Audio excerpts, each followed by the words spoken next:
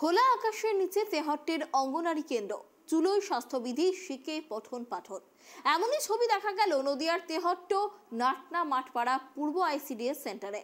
এখানে খোলা আকাশের নিচেই অঙ্গনারী কেন্দ্র। এই গ্রামের অঙ্গনারী কেন্দ্রের মধ্যে নেই কোনো নিজস্ব ঘর, ফলে খোলা আকাশের নিচেই হচ্ছে রান্না। চুলোয় উঠেছে স্বাস্থ্যবিধি, শিখে উঠেছে পঠন পাঠন।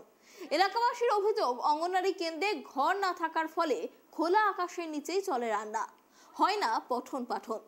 কোথাও জলঙ্গি নদীর তীরে একেবারে খোলা আকাশের নিচে রান্না, আবার কোথাও অন্যের বাড়িতে অস্থায়ী ছাউনি করে নেই ন্যূনতম পরিষ্কার পরিচ্ছন্নতা।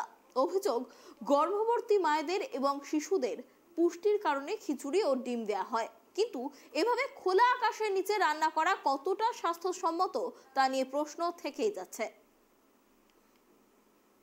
রান্না করলে নোংরা ফোংরা পড়ে, আর আমি তো মাসে ছেলে পিলে নিয়ে আনলে জল বৃষ্টিতে ওই সব ক্লাবে বসে ছাতা মাথায় দিয়েও দেয়। হ্যাঁ, তা আপনারা এর কোনো সুরাহা করতে পারছেন না? না। আপনার নাম? রুমা মণ্ডল, বাড়ি নাটনায়। আমার সেন্টারের নাম 311 নম্বর, নাটনা মাঠপাড়া পূর্ব সেন্টার। কি পরিস্থিতি এখন পরিস্থিতি মায়েদের একটাই দাবি, দিদিমণি ঘরটা আপনি সারানোর কথা বলেন না, বলুন, কারণ বাচ্চারা পড়তে আসে, নিয়মিত পড়তে আসে। এবার এই এমতো অবস্থায় ঝড় বৃষ্টি, এই যে কুয়াশা, এদের নিয়ে এই ঘরে পড়ানো খুব কষ্ট হয়।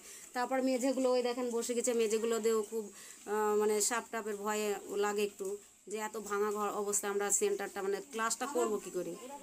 আবার খাবারটা এখনও পর্যন্ত কিছু খারাপ হয়নি, কিন্তু ভবিষ্যতে যে হবে না এই গ্যারান্টি দিতে পারবো না, কারণ এত ভাঙাচুরো অবস্থায় রান্না করি, তখন যদি একটু নোংরা এসে পড়ে ভয় লাগে যে কি জানি কখন কি হয়ে যাবে।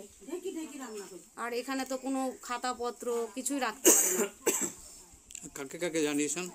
আমি প্রধানের কাছে গেছি, 21 সালে গেছি, 22 সালে গেছি, আর 23 সালে আমি ভিডিওতে 3 বার গেছি। এর আগে যিনি সভাপতি ছিলেন ছন্দা বিবি খান, ওনার কাছে আমি যতবার বলেছেন গেছি, রিসেপশনে জমা দিচ্ছি দরখাস্ত, পাড়ার মানুষের সই নিয়ে জমা দিয়ে আসতে বলেছিলেন যে এই ঘরটার ছবি তুলে, তাও করেছি।